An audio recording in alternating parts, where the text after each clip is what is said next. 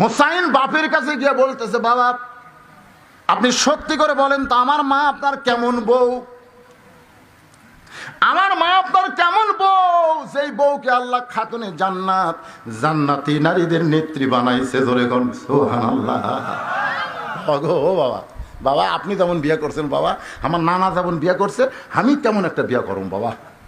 কারণ আমরা গরিব মানুষ, আমাকে ভাঙ্গা ঘর সোনা দানাতে আমরা জান্নাত বানাবার পারবো না, বউ দিয়ে জান্নাত বানাবো। জোরে কোন কি দিয়ে?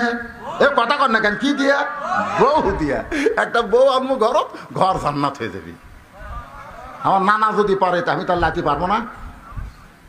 ওমর ফারুক বলে, হোসাইন আমি যেই মেয়ের ঘটকালি করতেছি সেই মেয়েটাকে বিয়ে করলে তোমার ঘর আল্লাহ জান্নাত বানায় দিবে।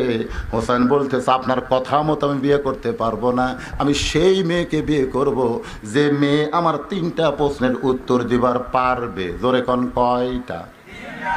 ওমর ফারুক বলে, হোসেন কি 3টা প্রশ্ন?